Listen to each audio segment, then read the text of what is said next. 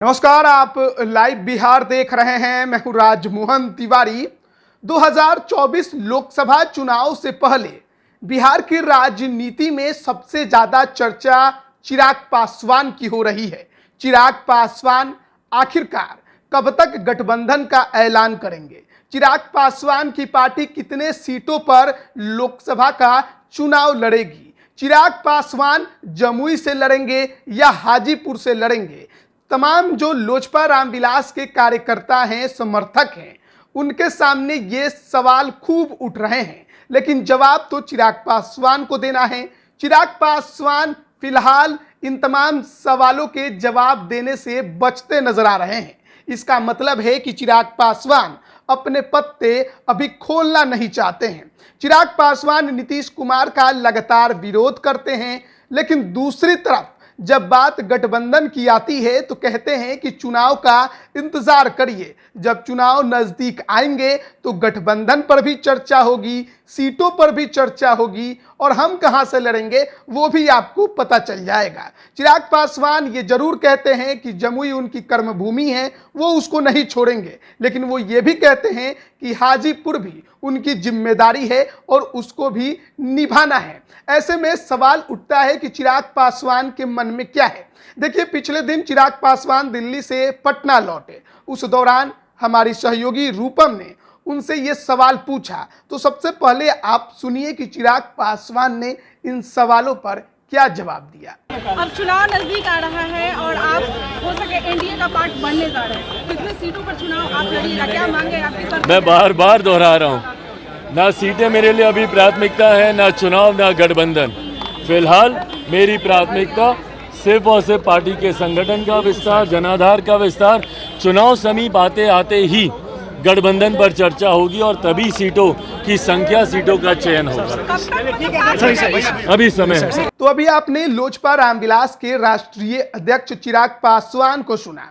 उन्होंने साफ तौर पर अपनी मंशा स्पष्ट कर दी। उन्होंने कहा कि अभी चुनाव में वक्त है, अभी जरूरत है संगठन पर काम करने की, अभी जरूरत है अपना जनाधार बढ़ाने की, और जब चुनाव नजदीक आएंगे तो गठबंधन पर भी चर्चा होगी, सीटों पर भी चर्चा होगी। एक तरह से चिराग पासवान ने ये बात बता दी है कि फिलहाल वो किसी गठबंधन को लेकर ज्यादा दिमाग नहीं लगाने वाले। जहां जाना होगा वहां जाएंगे और अपने शर्तों के आधार पर ही जाएंगे। हाल के समय में लगातार ये चर्चा चल रही है कि चिराग पासवान और बीजेपी के बीच अभी डील फाइनल नहीं हो पाई है। सीटों को लेकर अभी भी बातचीत पूरी नहीं हो पाई है। सबसे बड़ी बात है कि चिराग पासवान अगर जमुई छोड़कर हाजीपुर में आते हैं तो उनके चाचा पशुपति पारस, जो कि केंद्र में मंत्री हैं, उनको यह सीट छोड़ना पड़ेगा। उसके बाद वो कहां जाएंगे, इसका भी जवाब अभी तक किसी को नहीं मिला है।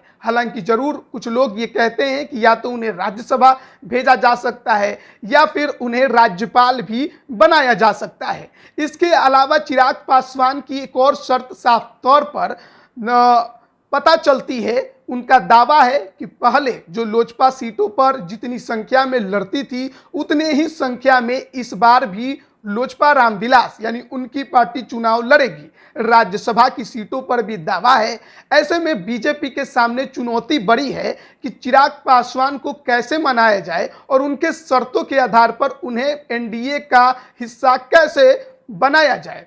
पशुपति पारस राष्ट्रीय लोक जनशक्ति पार्टी के राष्ट्रीय अध्यक्ष हैं, पार्टी तोड़कर अलग हुए हैं, लेकिन जनाधार उनके पीछे नहीं है। तो बीजेपी जरूर ये सोच में है कि अगर दोनों में से चुनना पड़े तो किसे चुना जाए। चिराग पासवान ने भी किसी एक गठबंधन में ना जाकर अपने पत्ते खुले रखे हैं कि बीजेपी के साथ अगर समझौता सही शर्तों के आधार पर नहीं हुआ तो फिर दूसरा रास्ता भी उनके सामने है। आरजेडी के तरफ से उन्हें बुलावा है। आरजेडी चाहती है कि चिराग पासवान को अपने साथ रखा जाए, क्योंकि जिस प्रकार से हाल के समय में चिराग पासवान ने अपनी लोकप्रियता बिहार में बढ़ाई है, ये किसी से छिपी नहीं है। और कहा भी जाता है ना कि अपने दुश्मन को जितना अपने करीब रखिएगा आपके लिए उतना फायदेमंद है। और तेजस्वी यादव जानते हैं कि बिहार की राजनीति में अगर कोई लोकप्रियता के मामले में उनको टक्कर दे सकता है तो वो केवल चिराग पासवान है। ऐसे में अगर चिराग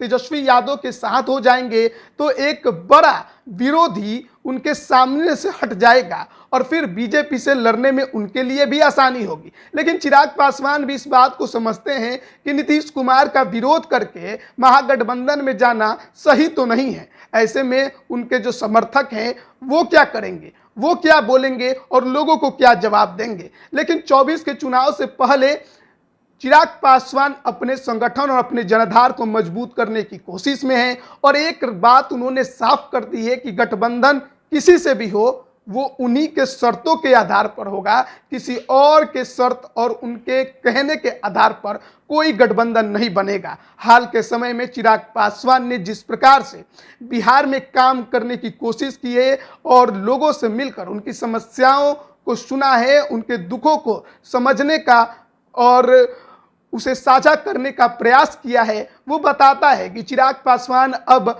हवाई नेता से ज़्यादा जमीनी नेता बन चुके हैं और चिराग पासवान इसमें कोई कसर नहीं छोड़ना चाहते। उनके कार्यकर्ता, समर्थक, नेता भी पार्टी के जो हैं वो चाहते हैं कि चिराग पासवान मुख्यमंत्री बने। पर क्या बीजेपी इसके लिए मानेगी? क्या चिराग पासवान 2025 की तैयारी कर रहे हैं या फिर 2030 की विधानसभा चुनाव की तैयारी और खुद को सीएम के तौर पर देखते नजर आ रहे हैं? क्योंकि कई तरह की और भी खबरें हैं संगठन के अंदर से कि तैयारी 24 और 25 की भी है, लेकिन असल में जो नज़र है वो 2030 पर है। देखना बड़ा दिलचस्प होगा कि 24 और 25 में चिराग पासवान क्या फैसला लेते हैं और उसके बाद उनकी तैयारी जो 2030 को नज़र में रखकर की जा रही है उनको कितनी कामयाबी दे पाती है। बने रहिए लाइव बिहार के साथ। आप सभी का बहुत बहुत धन्यवाद। लाइव बिहार यूट्यूब पर सब्सक्राइब और फेसबुक पर लाइक जरूर करें।